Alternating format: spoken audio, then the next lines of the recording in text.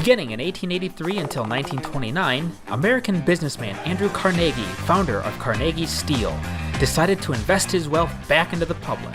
Thus, the Carnegie Library was born. Join me as I travel the world visiting, photographing, and experiencing all of the still-standing operational libraries and the towns they inhabit.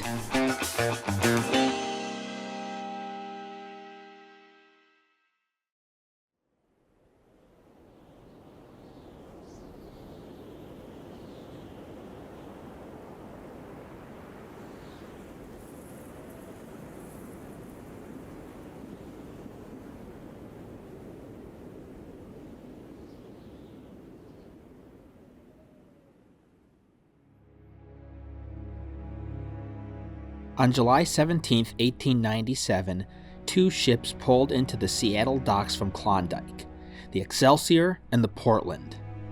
With them rode George Carmack, Skookum Jim Case, Tagish Charlie, and about $1.1 million in gold, which they dredged up from Rabbit Creek.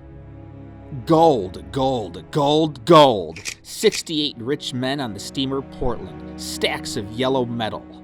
This screaming black headline ran across the front page of the Seattle Post-Intelligencer, and it was this belligerent declaration that provoked the migration of around 100,000 prospectors to the Klondike region of the Yukon, kicking off the frenzied bedlam known as the Klondike Gold Rush. But what does this have to do with Carnegie Libraries? Well, nestled up there in the Yukon is Dawson City, where all the fervor coagulated around.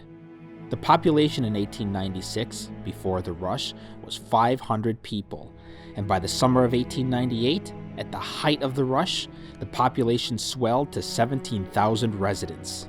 It was enough to qualify for the library program, and it was this hostile boomtown so utterly detached from human civilization that a Carnegie Library somehow sprouted up from the permafrost.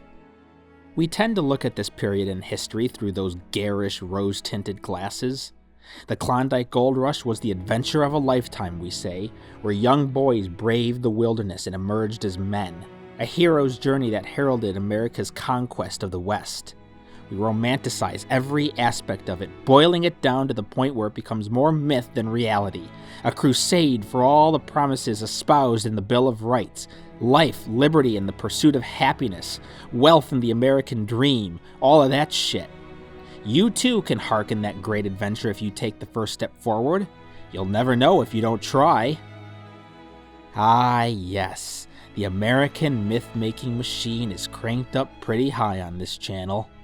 But it's all smoke and a lot of ugly noise to distract from the fact that the Klondike Gold Rush was probably the most heinous, atavistically twisted display of man's worst tendencies. It was a survivalist trip, a right massacre, and yet, in spite of this nastiness, the Klondike Gold Rush, according to the history of the book in Canada, was probably the most literate gold rush in history.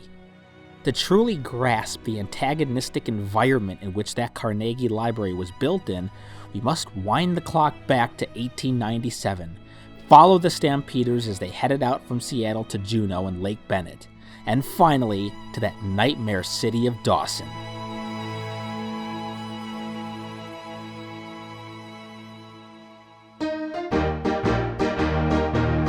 There were several routes that brought you into Dawson City. The infamous Overland Route and the Rich Man's Route, which was a sea journey that safely and leisurely pulled out of Seattle or San Francisco and sailed up the North Pacific and across the Bering Sea right into St. Michael, Alaska. From there, it was a gentle 1,500-mile coast down the Yukon River straight into Dawson. Noted lawman and gunslinger Wyatt Earp took this route into Dawson to start a gambling hall.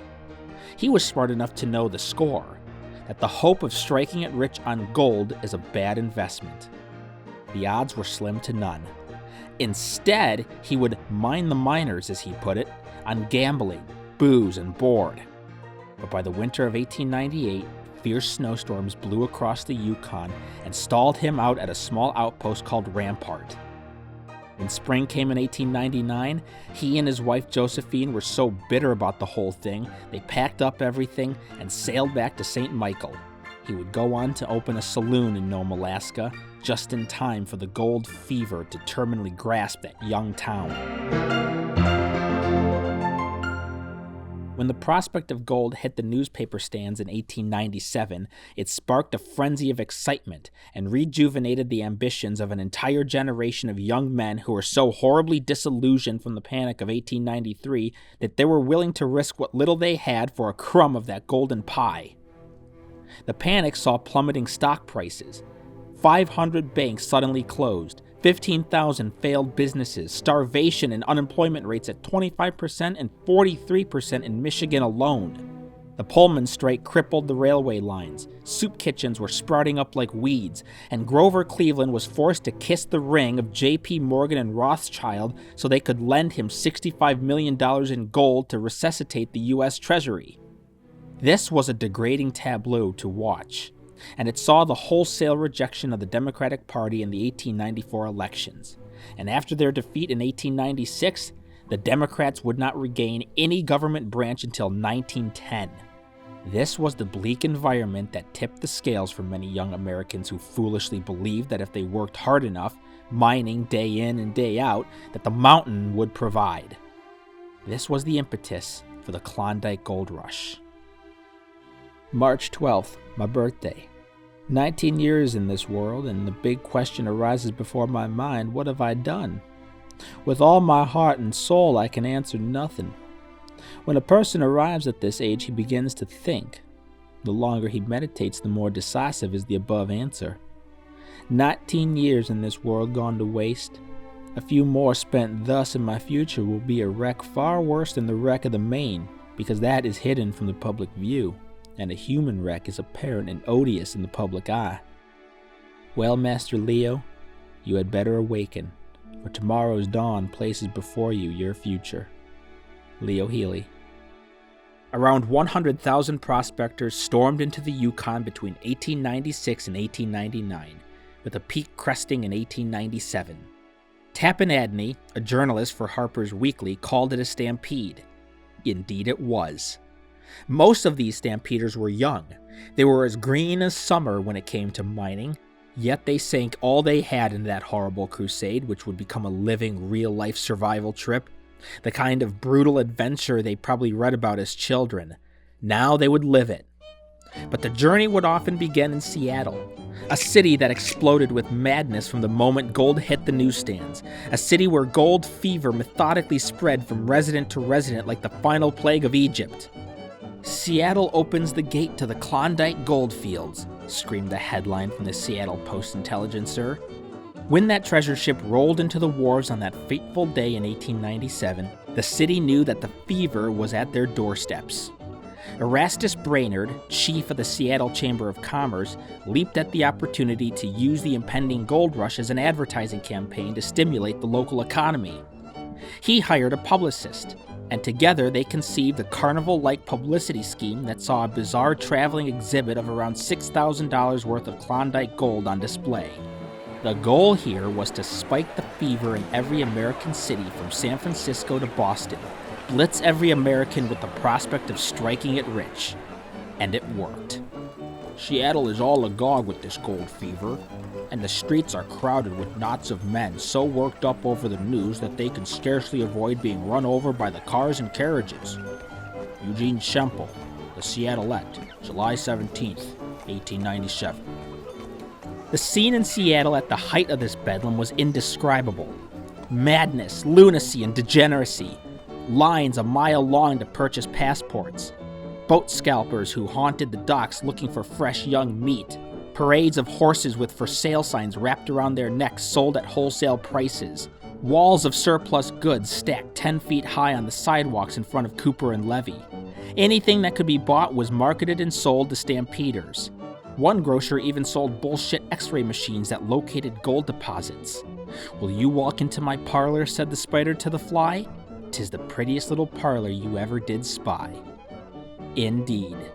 When the sled dogs ran out, locals began stealing pets and selling them at discounted rates.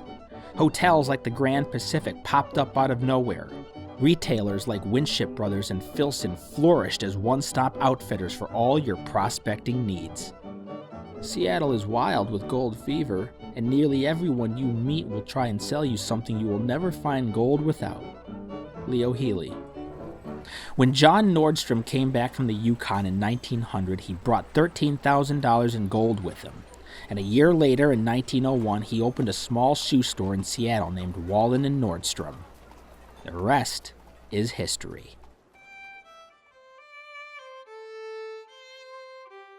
The journey from Seattle to Juneau was 3 days through the narrow corridor of the Alaskan Panhandle. Anything that could float, regardless of stability, was billed as a ship and set off.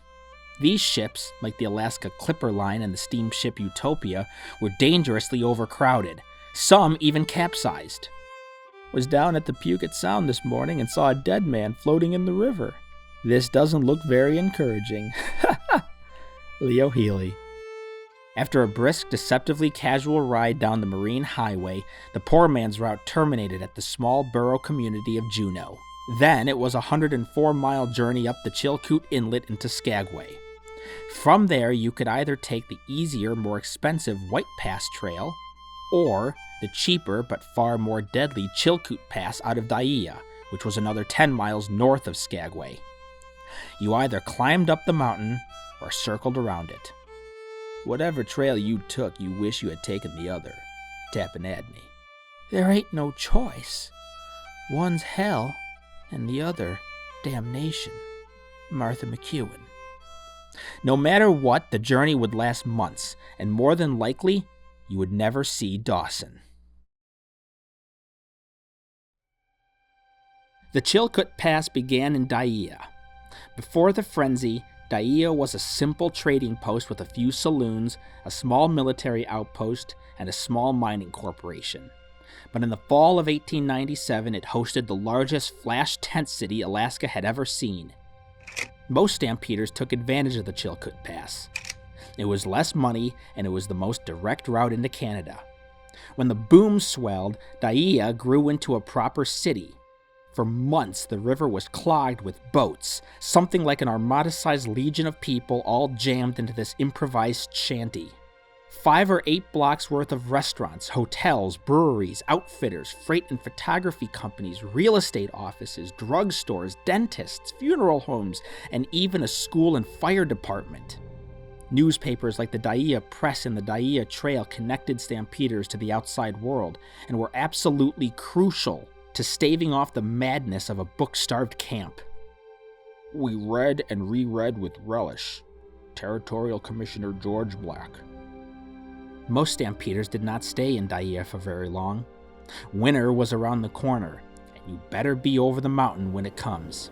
And when it did, the storms became so biblically savage, it froze the rivers over completely and murdered around 63 people in a catastrophic avalanche. The storms stalled traffic, forcing everyone who hadn't left Daiya to stay there indefinitely until the ice melted. But I'm getting ahead of myself. It took 3 months to get from Daiya to the summit, 26 agonizing miles. The climb killed inexperienced mountaineers and hikers, with the final half mile shooting 1,000 feet straight into the air. The Golden Staircase, as it was called. The trail was littered with garbage and discarded supplies by those who couldn't afford the climb or the endurance to carry all that weight. There were no animals allowed on the trail, as they could not tolerate the steep, victimizing slopes. Any man caught stealing will ornament a tree with a rope around his neck. Leo Healy. Hypothermia ran wild. Blizzards and sub-zero temperatures stalled traffic. Many died from exposure, and avalanches were so frequent they came in waves. In the winter of 1898 alone, there was 70 feet of snowfall. You either made it to the top, or you didn't, one wrote. On April 3rd, 1898, an avalanche rolled over the pass. This part of the trail, between Sheep Camp and Scales, rose 1,600 feet and 2.5 miles. Stampeders refused to heed the avalanche warnings, terminally gripped by the prospect of gold, but their Chilkoot packers knew the score and refused to hike any further. The avalanche covered 10 acres of land, snow up to 50 feet deep in some areas. Stampeders from Sheep Camp rushed to pull survivors out of the drifts. Some made it, but most were killed. These excavations lasted for 4 days, and many of the bodies were only known to those who they left behind in other states and countries. There were about 13 dead and suffering in the powerhouse at one time. Their groans and writhing was fearful to listen to. The black and distorted features of the dead showed plainly the agony they had passed through. Leo Healy. The Palm Sunday avalanche killed roughly 68 people, all of whom were buried in a nearby potter's field. The most famous scene in the whole Gold Rush catastrophe is the Golden Staircase, a single-file line of sheer back-breaking willpower that stretched from Scales to Sheep Camp. The ascent took 6 hours, 100 pounds at a time, and if you took a moment to breathe or rest, it would be an hour wait before they shoved you back in line.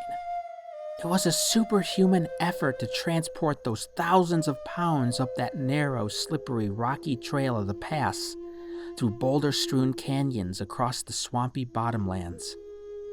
Martha Louise Black. Lots of food, a stout heart, and a never-ceasing will is what wins in Alaska. Leo Healy. This hostile environment forced many stampeders to hire native packers from either the Chilkoot, Chilkat, or Stikane tribes. But more often than not, stampeders became packers themselves to fund their way over the mountains. Things weren't easier in the summer. Rain, fog, mudslides, and trekking over loose boulders the size of Kenworth cab-overs was just as perilous and deadly as the snow.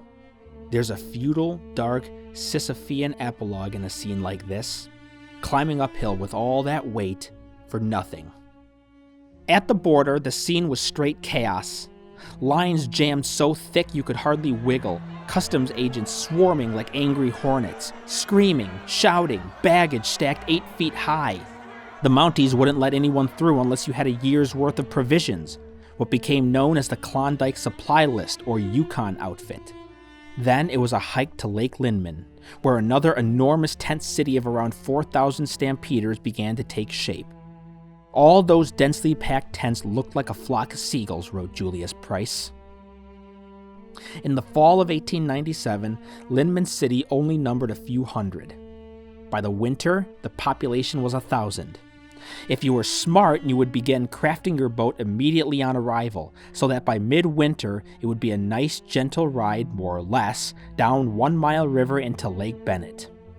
In December, when the population erupted with 4,000 stampeders, the shores were completely overtaken by boat builders. And when you weren't occupying your mind with the searing pain of ripped muscles from building a boat from scratch, you had to rely on the mail to keep the panic and the fear at bay. But U.S. mail only extended as far as Sheep Camp. April 20th, 1898. Got your letter on Thursday last. The P.O. delivers our mail to Sheep Camp. From there, a private carrier brings it to Lake Linman, for which we pay 15 cents per letter. And I'm glad to get them at that price. Harley Touch. Books were not yet commonplace in tent cities like Linman City, Sheep Camp, or along the Yukon in Star City or Last Chance. Instead, stampeders desperately relied on letters from home, or newspapers chronicling the Spanish War, which was so far removed from the Klondike it might as well have been on another planet. Mail was dispatched on dog sled and depended on a vast relay system. On the Canadian side, small post offices were popped up in places like Ogilvie, Fort Selkirk, Five Fingers, Little Salmon, Tagish House, and Lake Bennett. The journey for the courier was just as lethal as it was for the stampeder, and they endured it every day, bringing news from the outside world, letters from mothers and fathers, loved ones, friends, acquaintances. In many cases, the pilgrimage for the stampeder was a lonesome crusade. You couldn't just pick up the phone and call someone. You had to wait days or weeks to hear back, to feel the warm touch of the world you left behind. Mail became less about sending updates and keeping up with gossip. That was just the veneer. It was more about reassurance, a lifeline. Mom and Dad are still here. My husband or wife continues to love and support me, and I suppose I'm still alive. Between Lake Linman and Lake Bennett lies the narrow 1-mile river. In the winter, dense pack ice provided a buffer from the otherwise wild torrents. And while the journey would be very tedious, it would be safe. But if you held off until spring, the ride through those vicious rapids could rip a boat to shreds. On May 29, 1898, a flotilla of around 800 boats set off from Linman City, all funneling into the twisted, pelting currents of 1-mile river. The Mounties numbered each boat and kept long lists of names of everyone aboard. Many boats were mercilessly ripped apart like tissue paper, but if you made it through, the waters would bring you to the shores of Lake Bennett.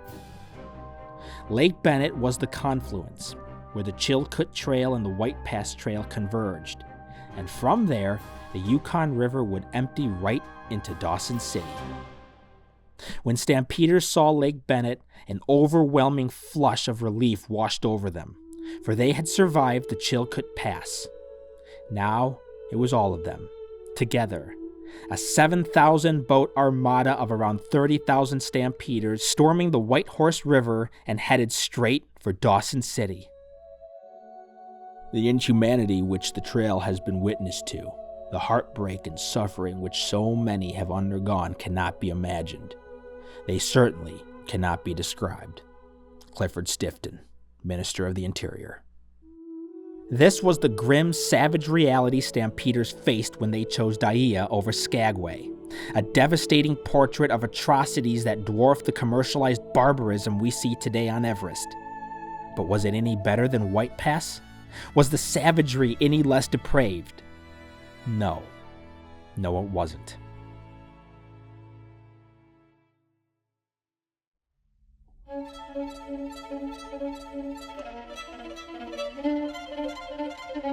The White Pass Trail that skirted around the mountains out of Skagway and never saw a glimpse of that cruel ugliness endured on the Chilkoot seemed easier, but it was brutally deceptive.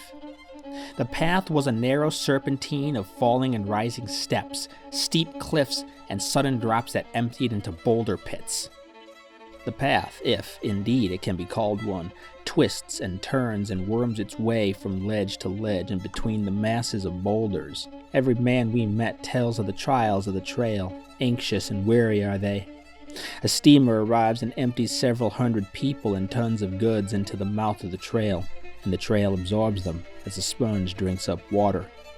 They are lost amid the gulches and trees. Tappanadney. The trail was fraught with disease, malnutrition, and starvation. If you ran out of food, you would shoot your horse and cook it. This was a common sight along the White Pass Trail. It didn't matter if it was spring or winter. The harsh climates and grueling conditions tore through the pack lines like a berg ripping through a thin hull. And if that didn't kill you, then the roving gangs of thieves and murderers did, like Soapy Smith and his gang. He operated several cons on the White Pass Trail and saw little pushback because he had the marshal and the brass in his pockets. His telegraph office, where the lines only went as far as the walls, gouged stampeders with steep fees.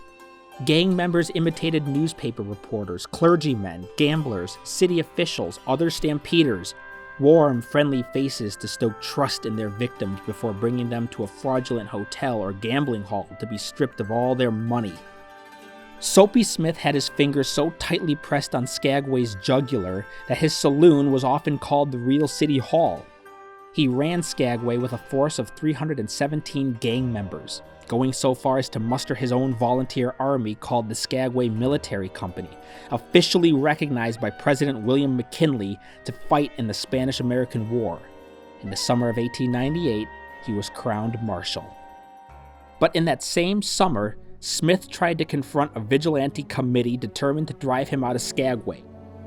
Frank Reed, one of the guards blocking the Juneau Wharf where the committee met in secret that night, drew out his rifle and a shootout erupted. Soapy Smith was shot once in the heart, once in the left lung, and once near his left elbow. He died on the spot.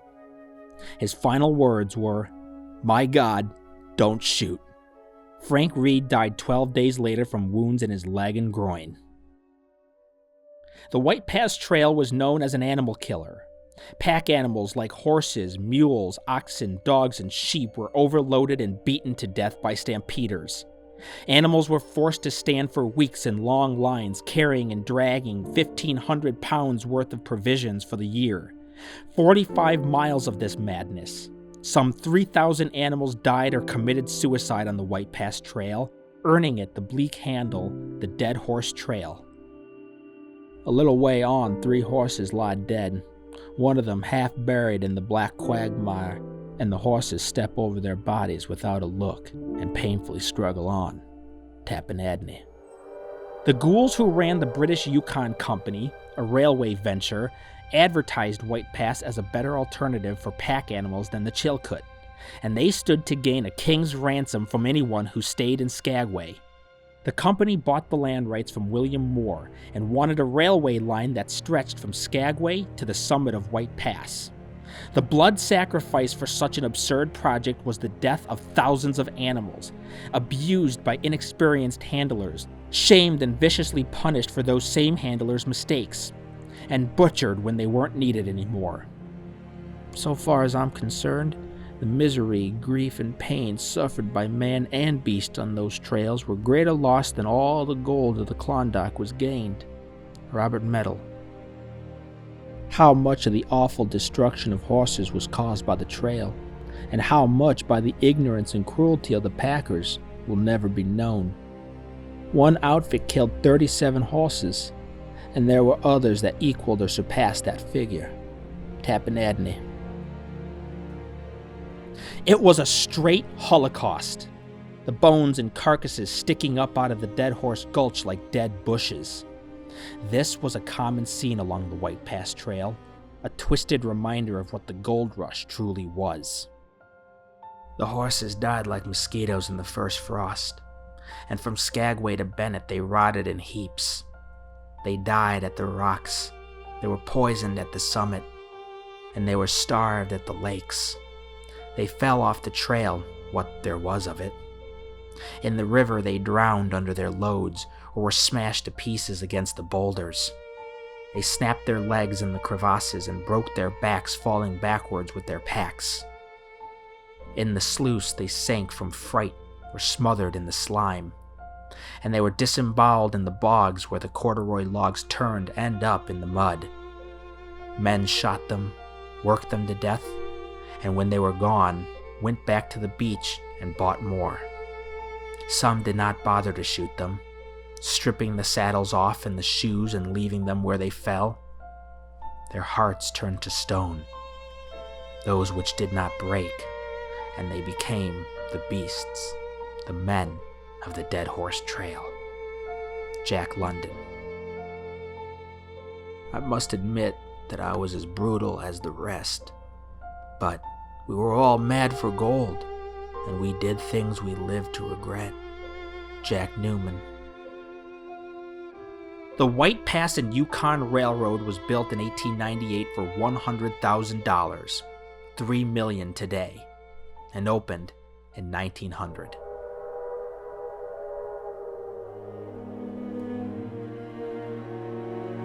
Just before the summit, stampeders would break at White Pass City, where a decrepit tent room could be rented for $1 a night. Then the summit, 2,865 feet above sea level. Long lines trickling through deep, narrow canyons of ice and snow. In the winter of 1897, the wind chill registered at negative 80 degrees Fahrenheit. The winds were so powerful, one could fix a cloth or blanket to his pack and sail it easily down the ice like a sailboat. Then, from the misty white horizon emerged Lake Bennett, where the White Pass Trail and the Chilkoot Trail drained into each other. Now the journey was almost over, but for some, the adventure was too extreme to handle. Many stampeders sold everything they had in a fervorous attempt to break even.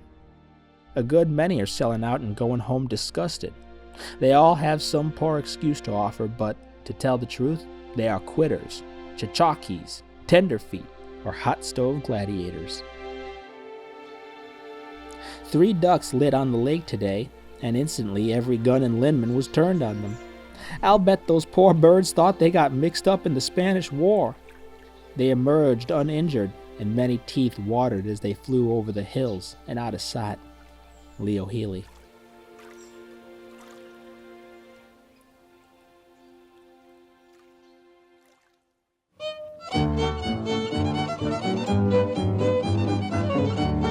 The scene at Lake Bennett was such a mad rage of excitement and chaos, it's hard to find the right words for it.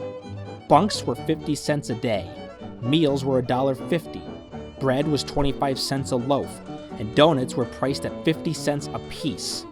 A newspaper cost 25 cents, almost $10 today. Madness! These steep prices discouraged reading, and if you wanted to listen to newspaper readings, it would cost twice as much. Stampeders, fresh off the White Pass Trail, had to make their own boats, and lumber ranged anywhere between $200 and $300 per 1,000 feet. For those who took the Chilkoot, many were forced to make another boat because their first boat could not clear the summit, or it was discarded, littered along the trail like an ominous row of tombstones.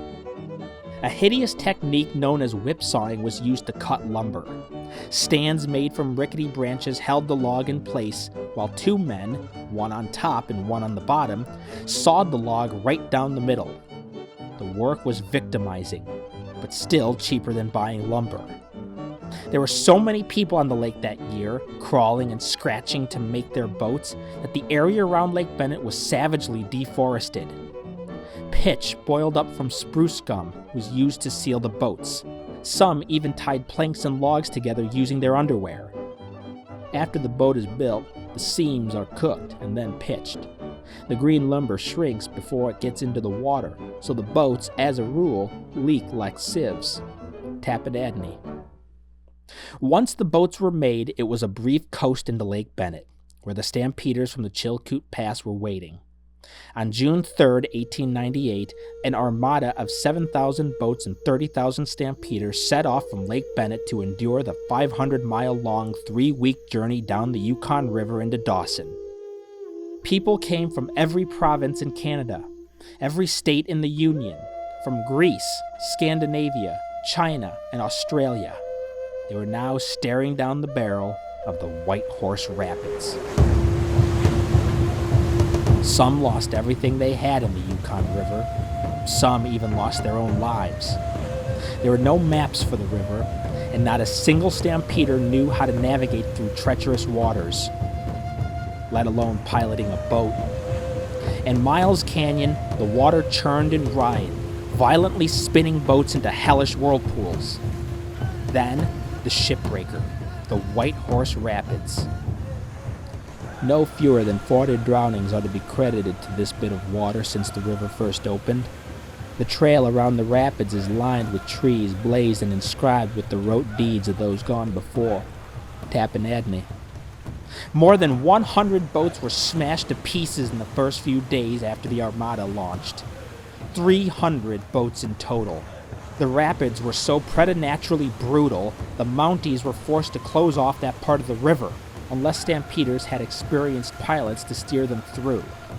Those that didn't were stalled on the shore until they could either find one, wait for better conditions, or muscle their guts together to run the rapids themselves. This is how settlements like Canyon City were formed. Entrepreneur Norman McCauley saw an opportunity in those rapids. He built a wooden tramway that skirted around the river and charged $25 a head to load supplies and evade the river altogether. By 1900, the tramway and the White Pass Railway all but rendered Canyon City into a ghost town. After the rapids, it was 30 Mile, where currents sucked boats into harsh rocky reefs. Then, the Five Finger Rapids, which were fierce but nowhere near as unforgiving as the White Horse. Finally, the river smooths out. The final bend. Just at the turn, a mile from our camping place, we see on the bank a great number of boats, tents, and people. "How far is it to Dawson?" we called out. "This is Dawson."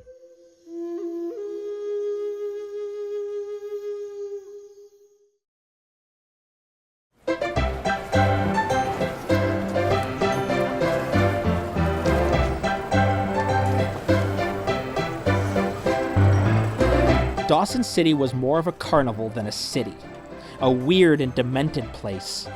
One big casino, screaming bright lights, saloons, hotels, restaurants, wholesale markets, gimmick and novelty shops, even a red light district. Raw, unrefined Yankee capitalism right there on Canadian soil. Whatever you want, we have it. Whatever you lost, come buy it back with us. There were no price ceilings for anything. $2 for a fresh egg, $5 for a glass of milk, $30 for a pint of champagne. There were scales in every business, pay in gold nuggets or gold flakes. The whole city was an evil tourist trap, a garish Wild West city soaking in booze, women, and hideous antediluvian hedonism.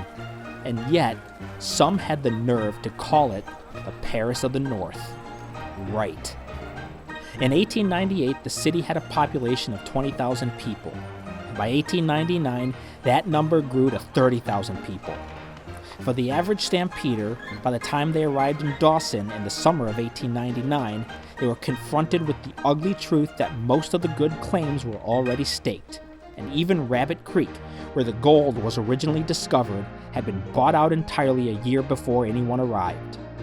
Lines for the claim office stretched for blocks. Whatever crumbs of gold the stampeders did find, they just pissed it away in Dawson. And that is where the fever developed, growing like a tumor on the brain, metastasizing from stampeder to stampeder. It was straight gambling. You were always just inches away from the motherlode, that beautiful pay streak. Today you have dirt, but go back tomorrow, mine some more, and see us again real soon. This was the dismal, predatory reality that permeated through Dawson City. There is one cat in Dawson, and she has 7 kittens. The boy that owned her wants $35 each for the kittens, and will get it too. Clothing is cheaper here than with you, but those things are caused by the hundreds and thousands selling out to get out of the country. George Musgrave. You never saw a more disgusted lot of people in your whole life. There is work for no one. Claims are all staked, and the streets are packed with idlers. Nearly everybody is selling out and going back. Leo Healy. And yet, in this horrible, oppressive nightmare landscape, reading and writing had flourished, and the journey alone inspired many who had never fancied themselves as writers to pick up pen and paper and inscribe their adventure. More often than not, all those testaments, pleas, updates, confessions, they weren't bound as books, but were simply letters or diaries written on scratch paper to friends and loved ones back home. Do not forget that I think of home very, very often, and I send love to all. Alfred McMichael. We are both well and enjoying the trip. No letters from you, but we hope to have mail awaiting us at Dawson. I have been writing you all along. George says my letters are too long. Julia Musgrave.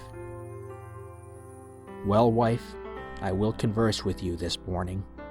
I dreamt of you and the children last night. How I would like to take you all in my arms, if only for a moment. I don't think any man ever thought more of his wife and children than I do. Robert Young. Mail scarcely arrived in camps along the White Pass and Chilkoot Trails, but for Dawson, post offices overflowed with mailbags. The city relied on freelance couriers who ran the circuit all the way up to St. Michael, Alaska.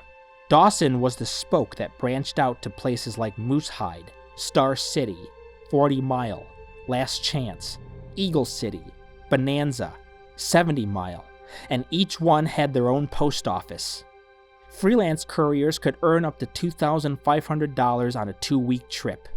There weren't many of them, and even fewer dogs. Pretty soon, post offices along the coast were so hideously overwhelmed and flooded with mailbags, one postmaster in Glenora began burning all the mail until he was ran out of town. July 14th, 1898. I am so disappointed in not getting a letter from you, or in fact from anyone. We are feeling so anxious to hear from you. I do write so many letters and do not get but a few, but sometimes I get almost discouraged. I received your letter with this Easter card and pen, but dear, the The pin was broken. I almost cried. Julia Musgrave. Maybe the stampeders knew it, but those couriers were a lifeline to the outside world. It was dangerous work to be a courier. Dog sleds were not allowed to exceed 400 pounds, but many couriers pushed that limit to dangerous heights and forced the dogs to drag upwards of 600 pounds worth of backed-up mail across the ice, snow, and uncharted foot trails. As a rule, however, no magazines and newspapers would be delivered in the winter months to prioritize actual mail. 2 mail couriers were drowned and mail lost. I have sent out about 17 letters this winter and had no replies from home. This is the worst feature of the country. Julia Musgrave. When the mail finally arrived in Dawson, the lines were irrationally long. People have to stand in line and wait their turn to get their mail. It takes 2 to 4 hours to get into the post office. But if a person takes $1 and goes around to the back door, they will get their mail ahead of the others. Everything is done that way. Frank Waddleton.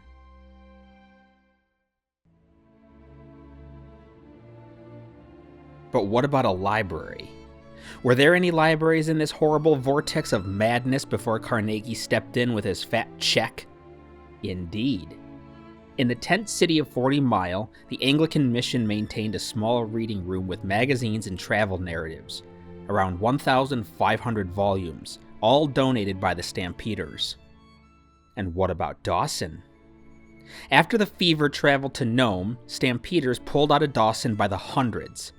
But the surge of that initial rush still forced the city to, well, become a city. By 1902, Dawson had become like any other Midwest boomtown.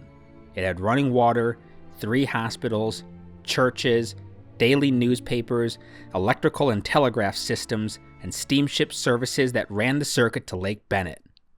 Pretty soon, to the average stampeder, Dawson was starting to look more and more like the bleak, inhuman shitholes they tried to escape from.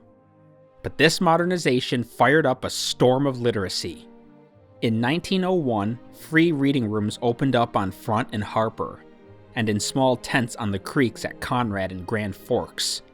Perhaps the most significant development, however, before Carnegie opened his purse, was in 1903. The Standard Library, Restaurant, and Hotel advertised the 5 B's: books, board, bed, bath, and bar. Tables were offered to any miner who wanted to write home. There were around 10,000 volumes, and books could either be read inside for free or checked out for either 5 cents a day or $1 a month. 1,500 meals were prepared each day, and around 100 beds saw consistent use. But the population never saw the kind of critical swelling it had in 1898. Then, there were an estimated 18,000 residents living in Dawson. 10,000 by 1899, 9,142 in 1901, and finally 7,000 in 1903. Still, against those dwindling numbers and all that brute primordial energy, the people of Dawson wanted a public library, and they turned to Andrew Carnegie to give it to them. I venture to say that in no community in the world is there to be found a more cosmopolitan or intelligent class of working men than here at our door. Secretary-Treasurer Report. In April 1902, A. Nickel, president of the Dawson Free Library, appealed to Andrew Carnegie for library funds. Nickel's uncle was a friend of Carnegie's, and his neighbor had a country home next to Skiboo Castle, Carnegie's Scotland estate. He found himself in a fine position to call upon his silver spoon merits to ask Carnegie for $25,000 or $30,000 to build a public library. And later that year, Bertram, Carnegie's bureaucratic monster secretary, wrote back, "Mr. Carnegie's will has been to give about $15,000 for a population such as yours. But, as it is more expensive to build in the Yukon, Mr. Carnegie will give $25,000 to erect a free library building." The offer was unexpected. Everyone is struck by your enterprise and generosity in throwing such a handsome offer over seas and mountains into this remote and most northerly city of the British Empire. A. Nickel. The money would be dispensed in $5,000 installments, and the annual maintenance cost totaled $2,500. On January 1st, 1903, the City Council accepted the offer, and when it bounced over to the public to decide if they wanted to support the library levy, many were sharply divided on the issue. A quote from an op-ed in the Klondike Nugget. If half the amount which Mr. Carnegie offers can be made available for the purpose of books and other necessities, the library would be a veritable godsend. Indeed. Many believed the sum should be divided between construction costs and the purchasing of books. Others thought the sum was too much and the maintenance too little. Some even thought the opposite, and others saw the library as a grotesque, self-indulgent, self-servicing, sloppy blowjob to Carnegie himself. Nobody had the slightest notion that these factors were beyond their control, that the rules and stipulations were set out by the Carnegie Corporation and then ruthlessly enforced by that golem of a bureaucrat, James Bertram. When the hammer finally dropped, the people voted to support the library levy. Dawson was poised to receive its first public library. The first kink in the machinery came when the price for the plot rose from $2,650 to $3,100. Landscapers were hired to beautify the surroundings, but could they? Was it possible to make dirt and mud pretty? Madness! And the Dawson City Charter prevented any permanent structure from being built because the constant freezing and thawing of the permafrost would obliterate any real foundation. Well, this was a bridge they would have to cross sooner or later, but not right now. It was decided that the library's overall structure would have to be made of wood, not brick, because the bricks in Dawson were of such hideous low quality they would break and crumble within a matter of months like Pez candy. 3 building plans were submitted to the library committee. Gilbert Killian, a Yukon customs agent and budding amateur photographer, submitted his proposal, which the Yukon Sun described as a, quote, architectural dream. But the winner was Winnipeg architect and contractor Robert Moncrief, who had already cut his teeth designing the Grand Lodge in Manitoba, the Bank of Commerce in Dawson, and the public school in Selkirk. In fact, Moncrief moved to Dawson in 1897 because of the fever, and he would go on to design and build the Hudson Bay store in Vancouver in 1913. After all the financial and political bullshit was cleared away, the final construction bill totaled $23,157, leaving $1,843 to furnish the building. But building a library in that savage environment would prove to be a goddamn biblical nightmare. There was no way to avoid it now.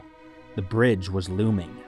The prevailing wisdom dictated that the foundation had to be burned through the permafrost in a procedure similar to the thawing methods employed by the stampeders. Boilers would pump steam into the earth to soften the ice, and if you could not afford a boiler, you dug a hole and smoked out the ice with a fire. This method produced a haunting first impression to the stampeders who had just finished enduring the hellish nightmare of the Chilkoot and White Pass trails. To them, the sight of Dawson was that of a godforsaken ruin, surrounded by smoldering craters belching out steam and smoke. The whole city was naked and shrouded by a thick mantle of fumes. It looked like something out of Virgil, straight hell on earth. The thaw line was 18 inches below the surface, and the library's foundation had to be built below it to avoid the year-round flexing and bending of the ice. And so, unlike most buildings where the foundation was usually 5 feet below the surface, Dawson's library had to be built 10 feet into the ground. By late 1903, the library looked like an eerie, unfinished specter, a bleak skeleton of a building hovering over a dreary, barren landscape. Local materials only took them as far as 4 walls and a roof. Everything else, like finishing lumber and pressed metal, had to be imported from other cities. Yes, all those construction materials, terracotta, paint, furniture, and wainscoting, the shit most libraries took for granted, had to be dragged across the very same nightmare pack trails the stampeders took not 5 years before. And even with the installation of a train and several circuiting ferry routes, delivering all those materials to Dawson was a Herculean exercise in futility. Where would you even start? Would you take the Chilkoot or the White Pass? In 1903, those finishing materials arrived in Whitehorse, and they were immediately sidelined to prioritize food for the winter. And it wouldn't be until the following year, 1904, that they were finally allowed to pass through. Then, in February, Superintendent of Construction Joe Segbins abruptly resigned when it came through on the wire that the shipments were delayed yet again, this time because couriers came down with vicious fits of ennui. Finally, in June 1904, 500 packages worth of construction materials drifted into the Dawson wharves on the Columbian and Victorian sternwheelers. The final leg of that tyrannical journey was chaperoned by M.H. Jones of the Dawson Hardware Company. The library was finally permitted to resume construction.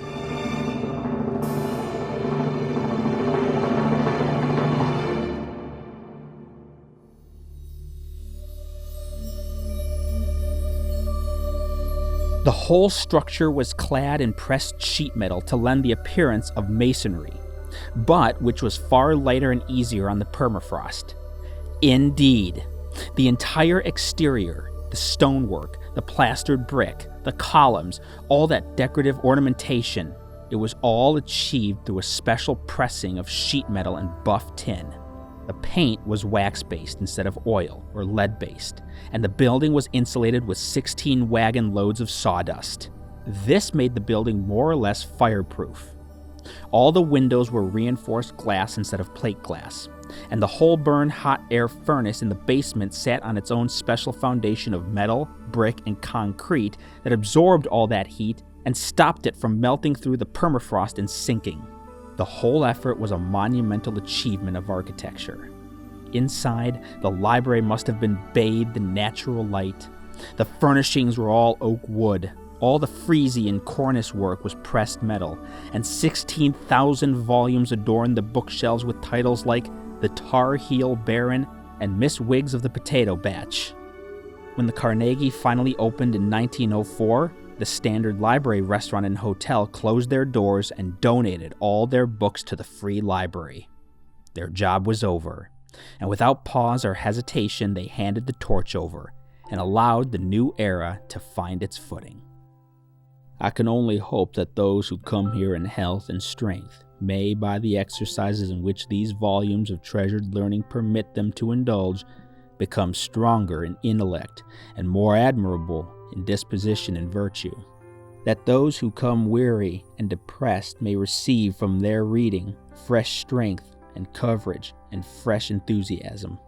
And that all who visit these rooms may avoid the impure and unhealthy, and devote themselves to those studies which, in the words of the great Roman, are the food of youth and delight of the age, the ornament of prosperity and the refuge and comfort of adversity, a delight at home and no hindrance abroad, and companions by night and in travel and in the country. Fred Congdon. There are no pictures of what the interior looked like, only descriptions. And so, it's up to the imagination to try and visualize the library's stunning beauty. The delivery room and hall had a salmon-colored ceiling, which was framed by an Urco border, and ornamented by green terracotta frieze and cornices. 4-foot wainscoting skirted every hall on the first floor, and the floor itself was a vibrantly stained masterpiece in of itself. The reading room had a prevailing light green tint to it, and a paneled Nile green ceiling framed by an Urco border. The smoking room was light blue with paneled heliotrope frieze, framed yet again by an Urco border. The stairs to the second floor were heavily ornamented, and due to the weight restrictions, it was built as a single floor instead of a double. The lecture room, which took up most of the second story, was described in, quote, leather tints. The ladies' room had terracotta wainscoting along the walls, olive green fleur-de-lis plates paneled the ceiling, and a band of glowered frieze buffered the walls from the Urco-bordered ceiling. The whole room was lit by chandeliers. It is hard to truly fathom how arresting and gorgeously Victorian this library must have looked like when it opened. According to architecture student Gregory Tetrault, in an article he wrote for The Beaver in 1974, Andrew Carnegie believed the Dawson City Public Library was one of his better investments. And you know something? I'm inclined to believe him.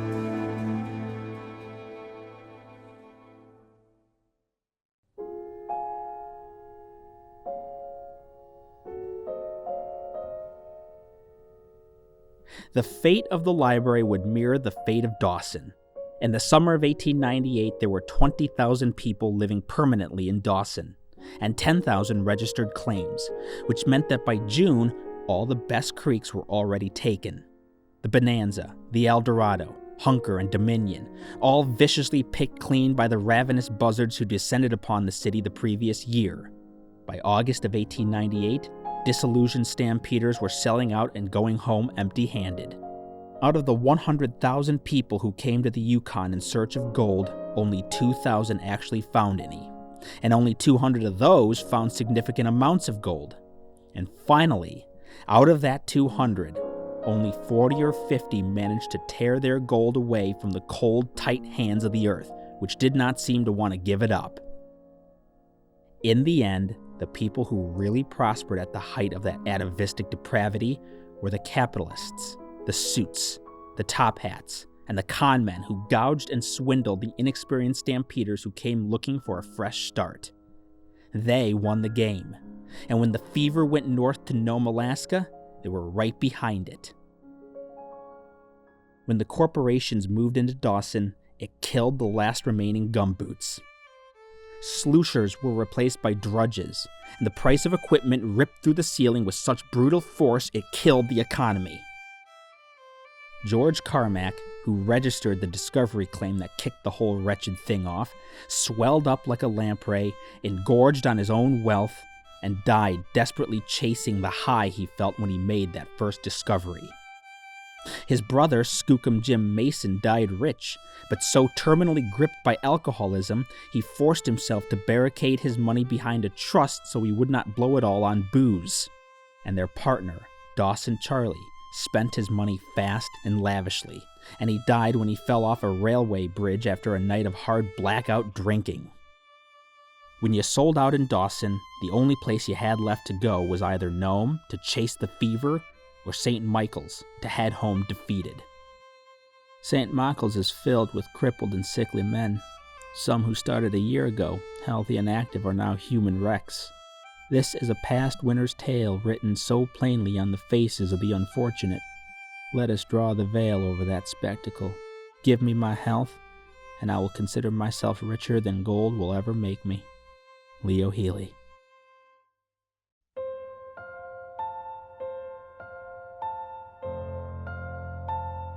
When all that gold-frenzied chaos evaporated, the fate of the library was chiseled into the same stone as the fate of Dawson. In 1920, a fire erupted on the second floor, killing the caretaker, Andy Hart. The repairs proved to be a looming financial burden for the city, and it could not cope with the staggering reconstruction fees. Since 1899, Dawson's population was plummeting, and by 1920, only 1,000 permanent residents remained. Having a large library seemed almost irresponsible. So, to cut their losses, the city sold the building to the Freemasons for $400 in 1920. Library services continued in public schools after that, and last I heard, the library now operates out of a municipal building. And that marked the end of the Carnegie Library in Dawson. But the building and its function as a Freemason hall still exists today. I could not believe it.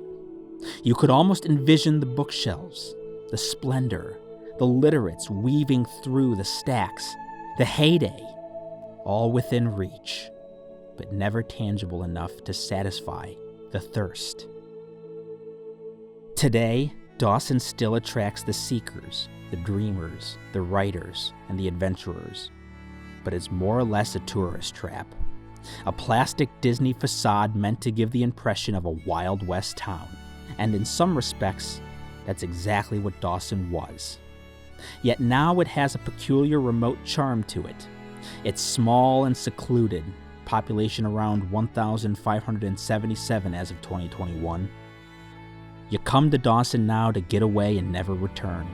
And when you get there, your eyes might chance to see the gold letters that read Masonic Temple, but rest assured it once said Carnegie Library. Like many still standing buildings in that town, the Masonic Temple stands valiantly as a colorful reminder of one of the most grisliest episodes in modern human history. Was there a point to all of it? This might be a question that flashes across your mind as you amble down unpaved Queen Street. And when you reach the crossroads of Queen and 4th, looking around at all the cold emptiness, the answer is screaming right in front of you. It was a flash in the pan. All that gruesome terror and catastrophic death, all that murder, depression, desperation, dead horses, and drownings. It was, truly, for nothing. Join me next time as I hit the jackpot in Reno and discuss the only library ever granted to the state of Nevada. We're in the biggest little city on earth, and brother, the quarters are a-flowin'. Next time on Carnegie's Wild Ride. North to Alaska, go north for Rush's own. North to Alaska, go north for Rush's own. North to Alaska, go north for Rush's own. Way up north, way up north.